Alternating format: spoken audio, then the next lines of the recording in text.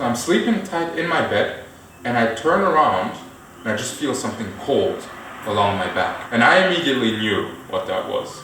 How's it going, reptile lovers? In today's video, we'll be talking about everything that concerns reptile caging.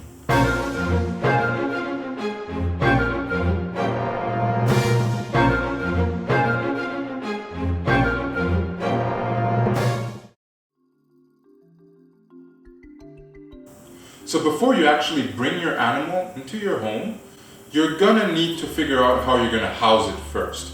So there are a wide range of materials you can use. So you can use glass, fully glass, you can use wood, you can use metal and weld it, you can use chicken wire, chain link fencing, you can use concrete, and that will all be dictated on, first of all, are you going to buy your caging? Are you going to get someone to build it for you, custom build? Or are you going to build it yourself? That's going to be the first question. The second question is, are you going to keep them outdoors or indoors? So outdoors, you're probably, if your weather allows it, you're probably going to keep tortoises outdoors, you're going to keep turtles outdoors, you're going to keep crocodiles outdoors.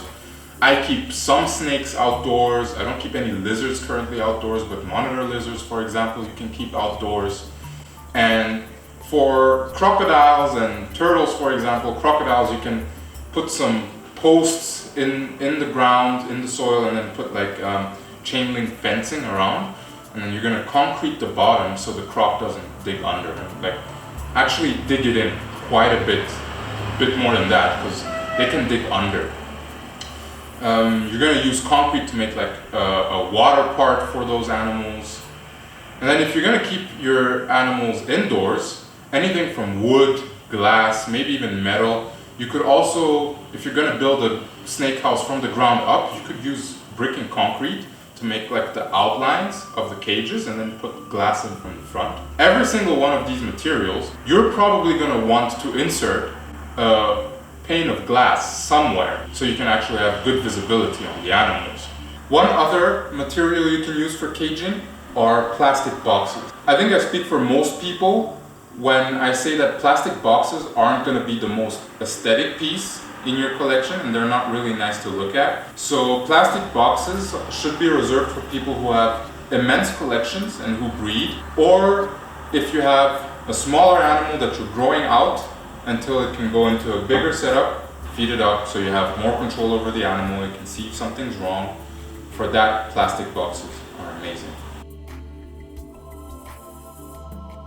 So the next thing you're going to consider is your openings. Those are going to be your vents and your doors. Usually you're going to want a front opening cage. I personally am a fan sometimes of terrarium islands.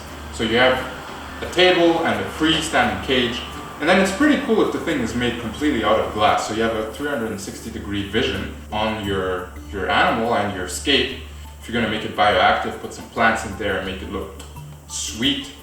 And that's really nice to look at. But there, if you're going to put a door in, you're going to have that hindrance.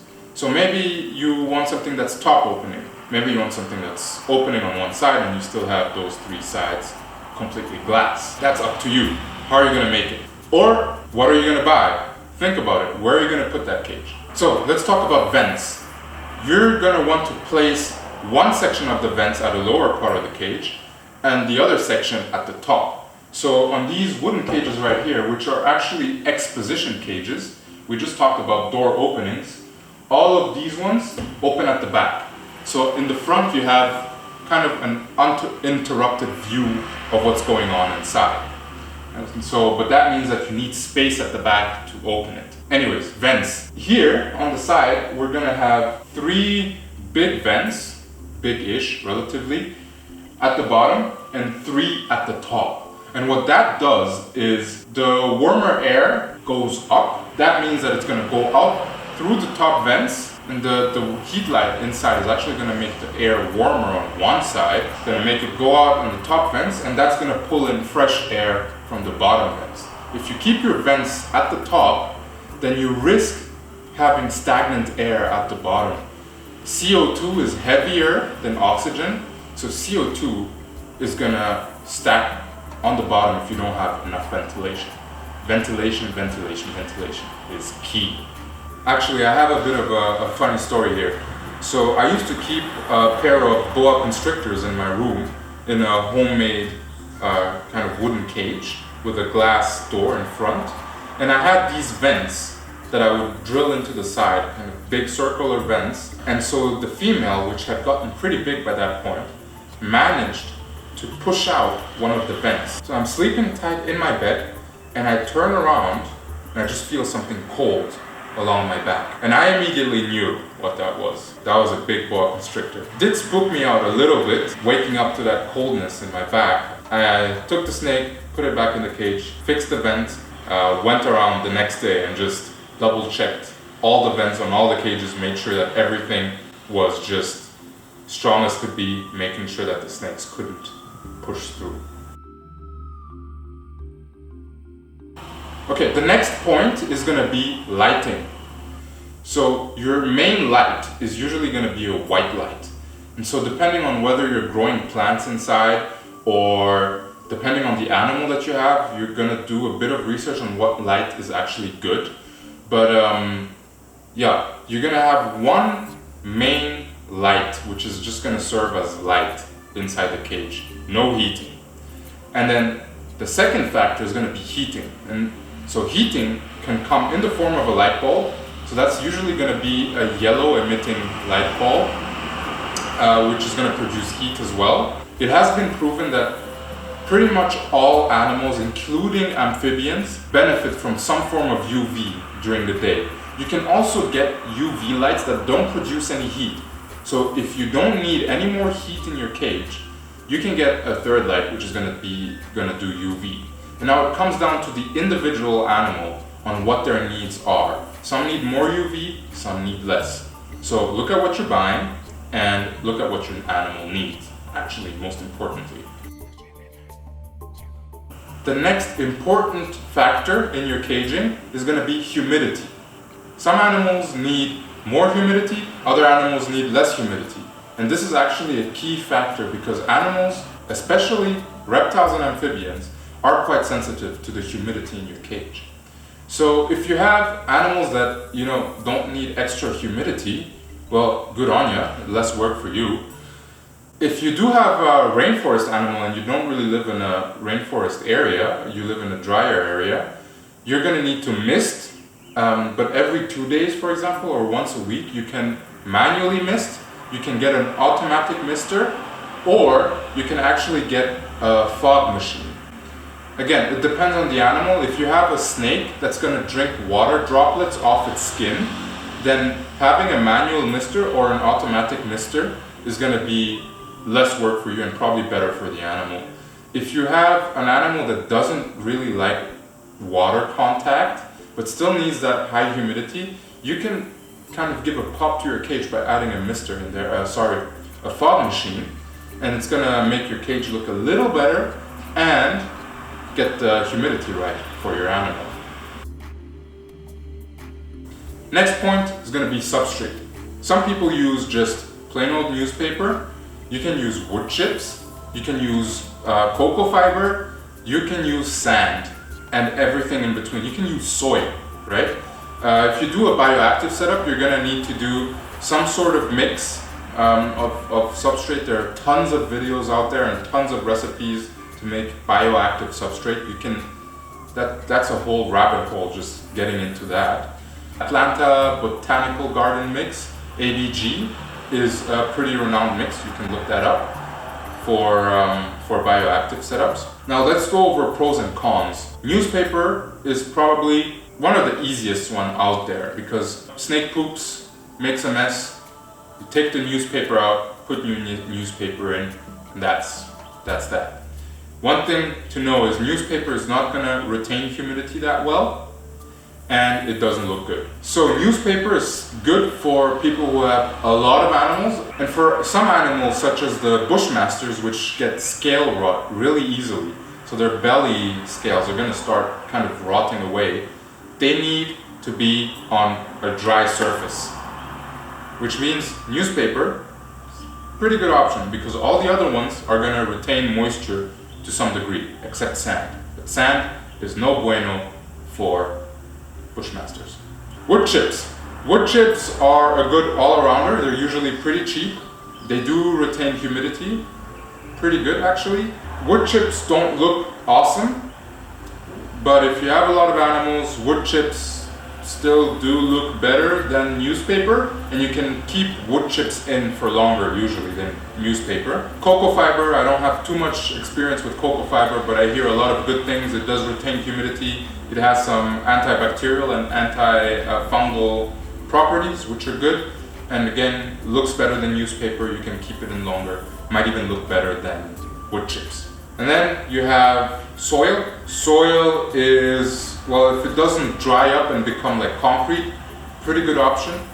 Depends on what you keep, which you might want to sterilize it, put it in the oven for a few minutes at a really high temperature, pretty much kill everything that's inside. I personally, in most cases, skip that step. For amphibians, I'll still do it, but reptiles, I just make my soil mix, put it in the cage. I like the microfauna inside because that's gonna help the bioactivity of the cage.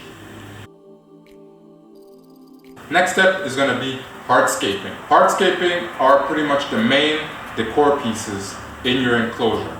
So these are going to be driftwood pieces, those are going to be rocks, and the back wall, if you're going to install a back wall. For those ones, it's just looks. Where does the animal come from? What does it need? Are they more climbers? Are they not climbers? Do they like hiding under rocks? So those are things you're going to consider when you actually design your hardscape. Try to make it look like they're at home. Try to bring a piece of nature back into your home. With that, you do have to be careful not to create any traps. So make sure that branches can't fall over and hurt the animal, that rocks can't fall and smash the animal. So try to fixate everything as good as you can. Up next is going to be the water bowl. So what water bowl are you going to use? Are you going to buy one, or are you just going to use a Tupperware that you have? Because you can do both. Buying one is going to cost you a little bit of money, but it's going to look nice. Using one that you already have, first of all, you're recycling plastic if that plastic isn't in use anymore. Second of all, it's less costly, but it doesn't look as nice as getting an actual water bowl. Considerations for the water bowl are that the water bowl has to be big enough for the animal. That means that usually, a rule of thumb is the animal must be able to fully submerge itself in the water bowl. Now, that depends on your animal. Once again, if you have an animal from the desert, some of them shouldn't even have a water bowl inside their cage, because that's going to bring the relative humidity up, and that's not going to be good for your animal because it's going to get respiratory infection and turd. But again, you should know what the animal that you're getting, and you should know what's good for it. Do a bit of research. An extra section needs to be made for venomous snakes. Your cages have to be labeled right on the cage what's in it, and you need to have a venomous warning so that if anything ever happens to you or someone comes into your home, they know this animal is supposed to be in that cage. Don't open the cage, or be ready for it if you open the cage. We talked about vents earlier, but for venomous snakes, ideally you want double vents. So you want one piece of mesh on one side and another piece of mesh on the outside. So if some smart person decides to put their fingers on the vent, if the snake bites, it's not going to be able to get through to the hand on the other side. If you have kids coming in, if you have people that don't know what they're dealing with coming in, that's just going to be one safety measure to keep you and them safer. And then by extension, your hot room. That means the room where you keep your venomous snakes needs to be 100% snake proof. Meaning, no snakes can get out through the windows, through the roof, or through the door. Last but not least, let's talk about bioactive. As the name says, a bioactive enclosure is biologically active, which means that you're going to have some microfauna living in there, helping you keep that ecosystem alive, and you're going to have a beautiful planted tank. And that goes to the idea of bringing a piece of nature into your home. When you build a bioactive tank, usually you're going to have a drainage layer. This doesn't count for drier setups, but more humid setups where you have to actually water the plants, you're going to need a drainage layer. That's going to catch all the excess water, and you're going to have a drain where you can drain all of that off. So your drainage layer is usually going to be made out of clay balls or lava rocks, or you can use rocks. And then you're going to put a little piece of mesh on top and put your soil on top of that, plant your plants, put your microfauna in. Your microfauna is actually going to break down what's in the soil. So you're going to want to have food for the microfauna inside. So dead leaves, you're going to want some wood pieces, a bit of cork bark, for example. You're going to add in your microfauna. Your microfauna can be isopods, springtails, those are the classics. You can add earthworms in, but really pick and choose what you put in there. You can experiment a little bit. Risk is all yours to take. I just take animals out of my compost, put them in my enclosure, and they do a great job. I've never had an issue with it. It's not very biosecure, if you can use that argument, but I haven't had any issues. But everyone takes their own risk on that. That's gonna be it for today's video. I hope that I helped you guys learn a little more about caging and how to actually put your animal under once you decide to take it in. And kind of last words of wisdom is these animals didn't choose to be in captivity. You're bringing them into captivity, even though they are captive bred, you're deciding to adopt them. So it's up to you to give them the best life they could possibly have. With that, peace out.